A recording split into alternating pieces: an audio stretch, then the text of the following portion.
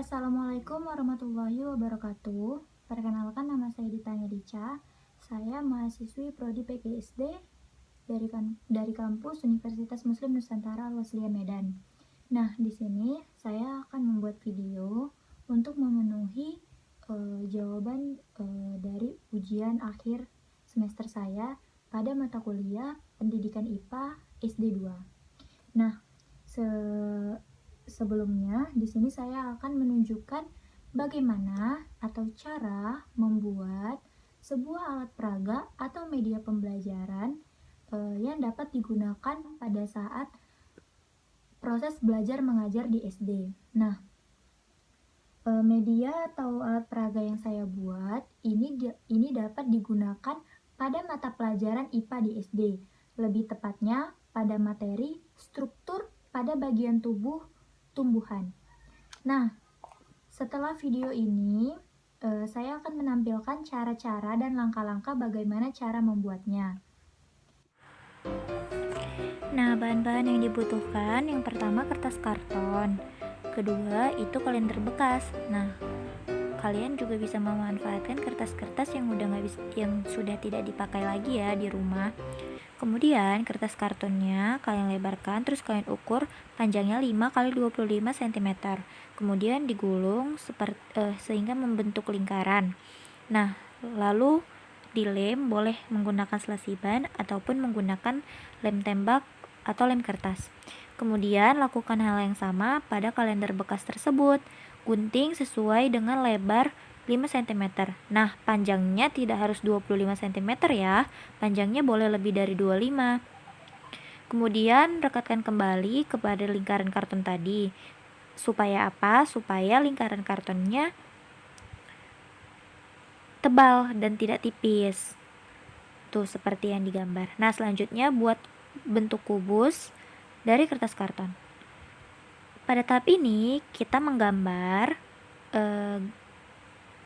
lingkaran karton tadi yang udah kita buat, kita lukis sesuai dengan gambar yang sudah kita cari di internet tadi.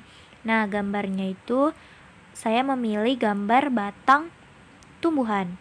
Nah, di sini saya memulai untuk menggambar pinggirannya, yaitu bagian jaringan epidermisnya. Kemudian lanjut ke gambar jaringan kambiumnya. Tuh, terus digambar. Kalau kalian nggak bisa gambar langsung pakai spidol, kalian gambar dengan pensil dulu ya, supaya tidak salah. Selanjutnya gambar jaringan xilem dan floemnya, seperti yang ada di video. Nah, selanjutnya kubus tadi itu kita gunakan sebagai media pembelajaran untuk mempraktekkan gambar bagian pada daun. Nah, itu kita gambar polanya dengan pensil. Kemudian kita terangi lagi dengan spidol warna hitam. Lanjut gambar sampai polanya semua tergambar. Boleh berwarna-warni kalau misalnya kalian punya.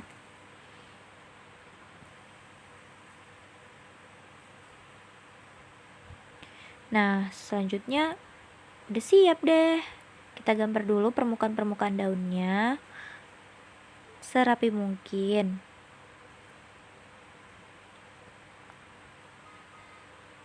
Nah, sudah selesai. Media pembelajarannya sudah jadi. Tinggal digaris-garisin mana bagian xilem, floem, kambium, stomata, dan lain-lainnya. Selesai. Selanjutnya, di sini saya akan coba untuk menjelaskan atau memberikan pemahaman yang sesuai dengan apa yang telah saya dapat dan apa yang saya pahami, yaitu apa sih pengertian dan perbedaan dari alat peraga dan media pembelajaran. Alat peraga sama media pembelajaran pada umumnya bersifat sama. Nah, buku bisa jadi alat peraga dan media pembelajaran. Begitu juga seperti patung, video, foto, poster, dan lain sebagainya. Tapi yang membedakan alat peraga dengan media pembelajaran yaitu terletak pada fungsinya. Kalau alat peraga berfungsi sebagai contoh, sebagai barang contoh untuk menunjukkan bahwasannya ini dia bentuknya gitu. Misal contoh nih, materi mengenai lari. Nah, alat peraganya apa? Alat peraganya bisa berupa guru tersebut yang sedang berlari. Mengapa? Karena peserta didik, lebih tepatnya di tingkat siswa-siswa tingkat SD, tidak bisa kita ajarkan dengan cara menghayal. Nah, lari kan bersifat abstrak. Bersifat abstrak maksudnya ngambang gitu. Kalau misalnya kalau kita nggak tunjukkan bagaimana lari, ya siswa tidak tahu lari itu apa, jalan itu apa. Nah, alat peraganya kita bisa mencontohkan diri kita sedang berlari, dan maka guru tersebut yang mencontohkan cara berlari itu merupakan alat peraga atau peraga dalam proses pembelajaran. Nah, sedangkan media pembelajaran ini fungsinya untuk mentransfer atau menyampaikan informasi yang dimiliki pengajar ke para peserta didik. Seperti contoh, misal pada saat mata pembelajaran bangun ruang, misal.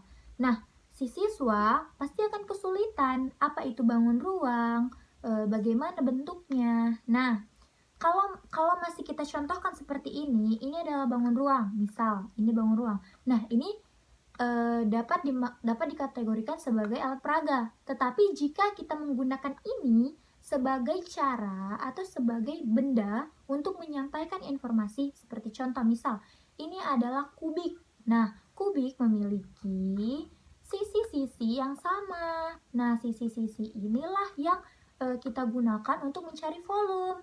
Nah, volume kubus sama dengan sisi kali sisi kali sisi. Maka kita dapat mengetahui bahwasannya volume kubus, rumus volume kubus yaitu sisi pangkat 3.